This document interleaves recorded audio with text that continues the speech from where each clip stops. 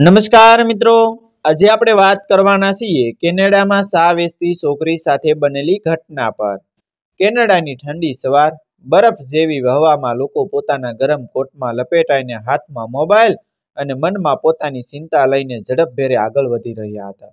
રસ્તા ઉપર, bus station પાસે અને ટ્રેનના પાટા નજીક એક પાતળી દેહવાળી છોકરી રોજની જેમ હાથમાં ચાની કેટલી લઈને ઊભી હતી।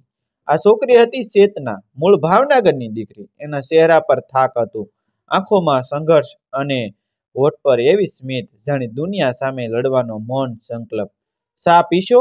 એનો અવાજ નાજુક પણ આત્મવિશ્વાસથી ભરેલો।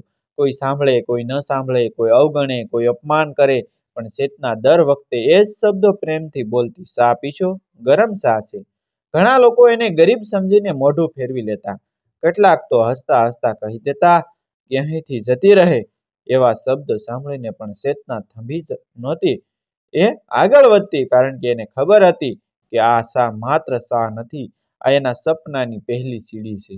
ચેતનાની જિંદગી સહેલી નહોતી। ભાવનગરના એક સામાન્ય ઘરમાં જન્મેલી દીકરી, પરિસ્થિતિએ એને કેનેડા સુધી લાવી હતી। અહીં કોઈ ઓળખ નહોતી, કોઈ સહારો નહોતો, હતું તો માત્ર આત્મબળ। દરરોજ સવારથી સાંજ સુધી ટ્રેન સ્ટેશન, બસ સ્ટેન્ડ, રસ્તા અને વચ્ચે વચ્ચે લોકોની નજરો, કેટલાકની દયા તો કેટલાકનું અપમાન, પણ ચેતનાએ એક વાત કદી ન ભૂલી, હું નોકરી નહીં કરું, મારે પોતાનો ધંધો કરવો છે। એ દિવસ પણ એવો જ હતો। ટ્રેન સ્ટેશન પર લોકોની ભીડ હતી। એક ભવ્ય કપડામાં સજ્જ, ગોરો ચહેરો ધરાવતો કેનેડાનો એક મોટો અધિકારી ટ્રેનની રાહ જોઈને ઊભો હતો। ચેતના હિંમત કરીને એની પાસે ગઈ। સર, શા પીશો? અધિકારીએ મોઢું ઊંચું કરી જોયું અને ઠંડા અવાજમાં કહ્યું, ના, મારે નથી પીવી। ઘણા હોત તો ત્યાંથી જતી રહે, પણ ચેતનાએ અટકી। એ પ્રેમથી બોલી, એકવાર ટ્રાય તો કરો સાહેબ, મારી શા ગમશે તમને? અધિકારીએ થોડી વાર વિચાર્યું અને ખિસ્સામાંથી સીધા 50 રૂપિયા કાઢી આપ્યા। શા પીધા પછી એ થોભી ગયો। એના ચહેરા પર આશ્ચર્ય હતું। તમે મહિને કેટલું કમાવશો? એ પૂછ્યું। ચેતનાએ હોઠ પર સ્મિત લાવી કહ્યું કે 4 થી 5,000 રૂપિયા। એ અધિકારી વિચારમાં પડી ગયો। જો તું નોકરી કરે ને તો આરામથી 20-30,000 કમાઈ શકે।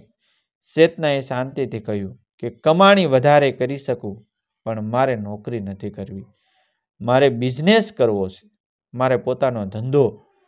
અધિકારી એને જોયા કરતો રહી ગયો અને ટ્રેન આવી। એ ચાલ્યો ગયો, પણ એ ક્ષણ ચેતનાની આત્મવિશ્વાસની પહેલી જીત હતી।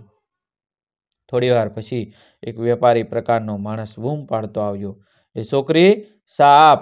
ચેતનાએ શા આપી। એને શા લીધી અને પૂછ્યું, કેટલા પૈસા? 50 રૂપિયા। ચેતનાનો જવાબ સીધો હતો। માણસે ખિસ્સામાં હાથ નાખ્યો, પણ પૈસા નહોતા। એ મોઢું વાંકું કરીને બોલ્યો, પછી આપું। એ ક્ષણે ચેતનાની આંખોમાં આગ ભભૂકી। કડક અવાજમાં બોલી, તમારા જેવા લુખ્ખા લોકો જ આમ સામાન્ય ગરીબોને હેરાન કરે છે। એણે માણસનો કોલર પકડી લીધો। પૈસા આપો, નહીંતર પોલીસમાં કોલ કરું। ભીડ જામવા લાગી। ડરીને એ વેપારી પૈસા નહીં, 500 કાઢ્યા અને ત્યાંથી નાસી ગયો। એ દિવસે ચેતનાએ સમજી લીધું કે દયા નહીં, હક માંગવો પડે। મહિનાઓ વીતી ગયા। ચેતના રોજ શા વેચતી રહી, અપમાન સહન કર્યું, પણ હાર ન માની। અને એક દિવસ કેનેડાની એ જ જમીન પર ચેતનાએ એક નાની હોટલ શરૂ કરી। આજે હોટલમાંથી મહિને 4 લાખની આસપાસ કમાણી થવા લાગી। પણ આ સફર એટલી સહેલી નહોતી, કારણ કે જ્યારે કોઈ ઊંચે ઉડે છે ત્યારે કોઈ એને નીચે ખેંચવા પણ તૈયાર હોય છે। અને હવે ચેતનાની જિંદગીમાં એક એવા માણસ આવવાનો છે જેના આત્મબળને તોડવા, એના ધંધાને બરબાદ કરવા અને એની હિંમત ખતમ કરવા દરેક હંથકડો અજમાવશે। કેનેડાની એ નાની હોટલ, જે ક્યારેય એક સાની કેટલીથી શરૂ થઈ હતી, આજે એની બહાર લોકોની લાઈન લાગતી। સવારથી સાંજ સુધી ગરમ ચા, દેશી નાસ્તો અને ચેતનાની પોતાની લાગણી ભેળવીને બનાવેલી સેવા લોકોને ખેંચતી હતી। ચેતના હવે રસ્તા ઉપર ઊભી રહેતી નહોતી, એ હવે પોતાના ધંધાની માલિક હતી। હાથમાં કેટલી નહોતી, પણ હાથમાં નિર્ણય હતો। માસિક આવક 4 લાખની આસપાસ પહોંચી ગઈ। લોકો વખાણ કરતા, કેટલાક પ્રેરણા લેતા, પણ દરેક સફળતાની પાછળ એક સળગતો ઈર્ષ્યાનો દીવો પણ હોય છે, અને દીવો સળગાવ્યો હતો રોનાલ્ડ મેફિલ્ડ નામના માણસે.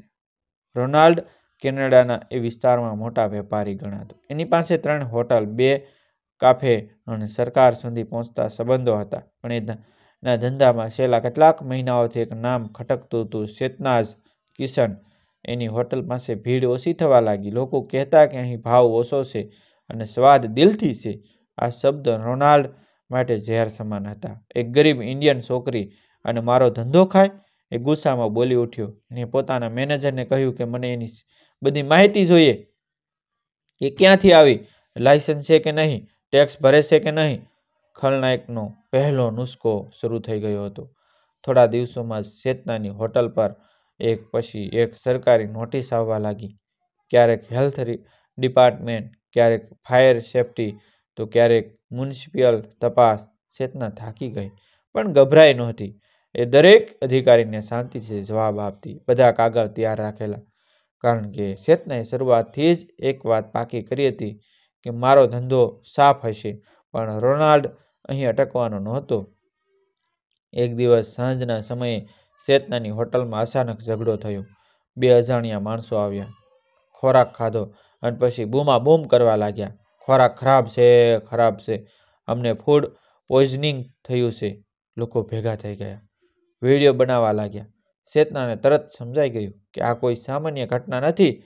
એ શાંતિથી બોલી, તમને જો કોઈ તકલીફ થઈ હોય તો હોસ્પિટલ લઈ જાઓ. પણ એ માણસો વધારે શીશો પાડતા રહ્યા. થોડી વારમાં પોલીસ આવી. રોનાલ્ડ દૂર ઊભો રહીને આ બધું જોઈ રહ્યો હતો. એના હોઠ પર હળવું સ્મિત હતું.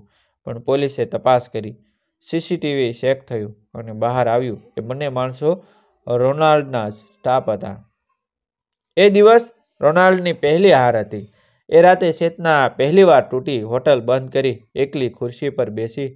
એણે આંખો બંધ કરી. ભાવનગરનું ઘર યાદ આવ્યું. મા બાપના ચહેરા, રસ્તા ઉપર બેસેલી ચા, લોકોના અપમાન. આંખોમાંથી આંસુ વહી નીકળ્યા. પણ એ આંસુ કમજોરીના નહોતા, એ સંકલ્પના હતા. એ મનમાં બોલી, હું અહીં સુધી પહોંચી છું તો હવે પછી નહીં જાઉં. આગલા દિવસે રોનાલ્ડ ખુદ ચેતનાની હોટલમાં આવ્યો. મોટા ચશ્મા, ઠંડી સ્મિત અને અવાજમાં દમ. તને ખબર છે અહીં ધંધો ચલાવવો સહેલો નથી? એ બોલ્યો. ચેતનાએ આંખમાં આંખ નાખી જવાબ આપ્યો, મને સહેલાઈ જોઈએ પણ નથી, મને સત્ય પર ચાલવું છે. રોનાલ્ડ થોડી નજર ટીકાવ્યો, ધીમી અવાજે કહ્યું કે મારી સાથે ભાગીદારી કરી લે, નહીંતર અહીં ટકવું મુશ્કેલ કરી દઈશ તારી માટે. ચેતનાએ સ્પષ્ટ શબ્દોમાં કહ્યું, મારો ધંધો હું વેચતી નથી અને ધમકીથી હું ડરતી નથી. રોનાલ્ડનો ચહેરો લાલ થઈ ગયો. તને પસ્તાવો થશે, એ બોલ્યો અને ચાલ્યો ગયો. એ દિવસ પછી ચેતનાની મુશ્કેલીઓ દોગણી થઈ ગઈ. સપ્લાય બંધ થવા લાગ્યા, ભાડું વધારવાની નોટિસ આવી, ઓનલાઈન ખોટા રિવ્યૂ પડવા લાગ્યા. પણ ચેતના હારી નહીં. એણે જાતે કામ શીખ્યું, નવા સ્પોઇલર શોધ્યા, ગ્રાહકો સાથે ખુદ વાત કરી અને ધીમે ધીમે લોકો સમજી ગયા કે આ હોટલ માત્ર ધંધો નથી, આ એક સંઘર્ષની સુગંધ છે. પણ રોનાલ્ડ હવે છેલ્લો અને સૌથી ખતરનાક દાવ રમવાનો હતો. રોનાલ્ડ હવે સમજી ગયો હતો કે ચેતના એવી નથી કે ડરથી ધંધો બંધ કરી દે. એને ઝુકાવી હોય તો સીધો ઘા કરવો પડશે. અને એ ઘા ચેતનાના ધંધા પર નહીં, પણ એના માનસ પર કરવાનો હતો. એક શનિવારની સાંજ ચેતનાની હોટલમાં ભીડ અસામાન્ય હતી. વીકેન્ડ હોવાથી ટેબલ ખાલી નહોતી. અચાનક બહાર પોલીસની ગાડીઓ આવી, સાયરનનો અવાજ, લોકોમાં ખળભળાટ. એક અધિકારી અંદર આવ્યો અને બોલ્યો, આ હોટલ તાત્કાલિક સીલ કરવામાં આવે છે. ચેતનાના પગ નીચે જમીન ખસી ગઈ. શા માટે? એ ધીરજ રાખીને પૂછ્યું. તમારી સામે ગંભીર ફરિયાદ છે, અહીં ગેરકાયદેસર વસ્તુઓ વેચાય છે. હવે આ શબ્દો સાંભળીને ચેતનાનું મોઢું સફેદ પડી ગયું. રોનાલ્ડ દૂર ઊભો હતો. એની આંખોમાં વિજયની ઝલક હતી. હોટલ સીલ થઈ ગઈ? મીડિયામાં સમાચાર ફેલાઈ ગયા કે ઇન્ડિયન મહિલા ચલાવતી હોટલ પર દોરડો. ગંભીર આરોપો. ઓનલાઈન વિશ્વાસ તૂટી ગયો. ગ્રાહકો દૂર થવા લાગ્યા. ચેતના ઘરે એકલી બેઠી રહી. એ રાતે ઊંઘ આવી નહીં અને એણે દિવાલ તરફ જોયું અને પોતાને પૂછ્યું, શું મેં ભૂલ કરી? શું હું અહીં આવવી જ ન જોઈએ? એણે ફોન ઉપાડ્યો, ભાવનગરના ઘરનો નંબર લગાવ્યો. માએ ફોન ઉઠાવ્યો. માં, આ એક શબ્દ સાથે ચેતનાની હિંમત તૂટી ગઈ. આંસુ રોકી શકાયા નહીં. માં, એ શાંતિથી કહ્યું કે દીકરી, જ્યારે રસ્તા પર શા વેચતી હતી ત્યારે પણ લોકો તને હેરાન કરતા હતા, પણ તું ત્યાંથી અહીં પહોંચી, આ વખતે તું ઊભી થઈશ. એ રાતે ચેતનાએ નિર્ણય લીધો કે હવે લડવું છે, ભાગવું નથી. આગલા દિવસથી ચેતનાએ પોતાની જ તપાસ શરૂ કરી. એને ખબર પડી કે ફરિયાદ કરનાર વ્યક્તિ રોનાલ્ડની કંપની સાથે જોડાયેલી હતી. એણે વકીલ રાખ્યો, દરેક દસ્તાવેજ બહાર કાઢ્યો, સીસીટીવી, સ્પ્લાયર, બિલ, હેલ્થ રિપોર્ટ, બધું. અને સૌથી મહત્વનો એ અધિકારીને શોધી કાઢ્યો જે વર્ષો પહેલા એની શા પી ગયો હતો. એ જ અધિકારી જેને એ દિવસે ચેતનાએ કહ્યું હતું કે મારે નોકરી નહીં, મારે ધંધો કરવો છે. એ અધિકારીને બધું સમજાયું. તમે હિંમત ન હારો. એ બોલ્યો, સત્ય તમારું છે. કોર્ટમાં કેસ ગયો. રોનાલ્ડ આત્મવિશ્વાસથી આવ્યો. એને લાગ્યું કે એક ગરીબ છોકરી મારી સામે શું કરશે, પણ કોર્ટમાં એક પછી એક પુરાવા રજૂ થયા. ખોટી ફરિયાદ, નકલી સાક્ષી, યોજિત કાવતરું. ન્યાયાધીશે સખત અવાજમાં કહ્યું કે આ માત્ર ધંધાની હોડ નથી, આ એક સ્ત્રીના આત્મસન્માન પર હુમલો છે. રોનાલ્ડનું મોઢું ઉતરી ગયું. હોટલ પરથી સીલ હટાવાઈ. ચેતના બહાર આવી, માથું ઊંચું, આંખોમાં આંસુ. પણ એ આંસુ જીતના નહોતા. પરંતુ વાર્તા અહીં પૂરી નથી, કારણ કે રોનાલ્ડ હજુ તૂટ્યો નહોતો. એણે એક છેલ્લી સાલ ચાલવાની તૈયારી કરી હતી, જે ચેતનાની જિંદગી બદલી નાખશે. કોર્ટમાંથી બહાર નીકળતી વખતે ચેતનાના પગ થોડા થરથરતા હતા. સીલ હટાવી દેવામાં આવી હતી, નામ સાફ થઈ ગયું હતું, પણ મન હજુ શાંત નહોતું. કારણ કે ચેતનાને ખબર હતી કે રોનાલ્ડ હજી હાર માનીને બેઠો નથી. અને એ આશંકા ખોટી નહોતી. કેસ હાર્યા પછી રોનાલ્ડનું અસ્તિત્વ હસમસી ગયું હતું. એની હોટલોમાં ગ્રાહકો ઘટી ગયા. મીડિયામાં એની છબી બગડી. લોકો બોલવા લાગ્યા કે એક મહેનતી મહિલા સામે કાવતરું કરનાર માણસ. આ બધું રોનાલ્ડને અંદરથી ખાઈ રહ્યું હતું. એક રાતે આ દારૂના નશામાં બોલી ઉઠ્યો કે જો મારી હોટલ નહીં ચાલે તો એની પણ નહીં ચાલે. અને એણે સૌથી ખતરનાક દાવ રમવાનો નિર્ણય કર્યો. એક ઠંડી રાત, ચેતનાની હોટલ બંધ થઈ ચૂકી હતી. અચાનક પાછળના સ્ટોર રૂમમાંથી ધુમાડો નીકળવા લાગ્યો. આગ! પાડોશીઓએ બૂમ પાડી. ફાયર બ્રિગેડ આવી.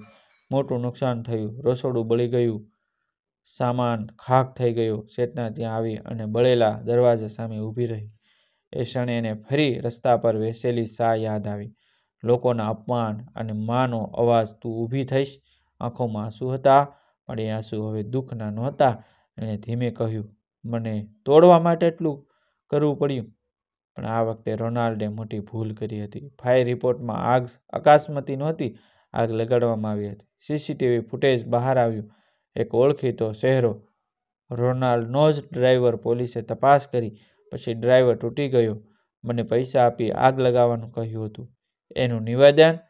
અને આ સાથે રોનાલ્ડનો અંત શરૂ થયો. થોડા દિવસોમાં રોનાલ્ડની ધરપકડ થઈ. મીડિયામાં હેડલાઇન બન્યું, વ્યવસાયિક ઈર્ષ્યાએ એક મોટા વેપારીને ગુનેગાર બનાવી દીધો હતો. કોર્ટમાં રોનાલ્ડને સજા સંભળાઈ. જેલ લઈ જતા સમયે એણે એક નજર ચેતના તરફ કરી. ચેતના શાંતિથી ઊભી હતી. ન કોઈ બદલો, ન કોઈ ઘમંડ. માત્ર ને માત્ર એક વાત મનમાં, સત્ય મોટું થઈ શકે પણ હારે નહીં. થોડા મહિના પછી એ જ જગ્યાએ ચેતનાની હોટલ ફરી ઊભી થઈ. પણ આ વખતે એ માત્ર હોટલ નહોતી, એ બની હતી ચેતનાનો ફૂડ ચેન. પણ 3 બ્રાન્ચ, ઘણી મહિલાઓને રોજગાર, દર મહિને 4 લાખ નહીં, 8 થી 10 લાખ સુધીની આવક. ચેતના આજે પણ ક્યારેક હોટલમાં ઊભી રહીને શા સર્વે કરે છે. ફરક એટલો કે આજે એ લોકો પાસે જઈ કહેતી નથી કે શા પીશો. આજે લોકો પોતે આવે છે અને કહે છે આ શા તો આત્મબળની સુગંધ આપે છે. એક ઇન્ટરવ્યૂમાં એને પૂછવામાં આવ્યું કે તમે નોકરી કેમ નથી કરી. ચેતનાએ સ્મિત કરીને કહ્યું કે કારણ કે નોકરી મને પગાર આપી શકતી, પણ આત્મસન્માન નહીં. આ વાર્તા માત્ર ચેતનાની નથી, આ દરેક એ છોકરીની છે જે અપમાન સહન કરે છે પણ સપનાને મરવા દેતી નથી. રસ્તા પર શા વેચતી ભાવનગરની દીકરી આજે કેનેડામાં ઘણી દીકરીઓ માટે પ્રેરણાનું નામ બની ગઈ છે. ચેતના, આત્મબળ હોય તો રસ્તો મળે છે. સાચો સંઘર્ષ કદી ખાલી નથી જતો, અને જે હિંમત ન છોડે એ જ જીતે. મિત્રો, આ વાર્તા કાલ્પનિક છે. તેમાં આવતા તમામ પાત્રો, સ્થળ, દ્રશ્યો, દરેક વસ્તુ કાલ્પનિક છે. આવા જ નવા જીવન ઉપયોગી મજેદાર વિડીયો જોવા માટે અમારી ચેનલ સાથે બન્યા રહેજો. અમારી ચેનલને સબસ્ક્રાઈબ કરી દેજો. થેન્ક યુ મિત્રો, મળશું.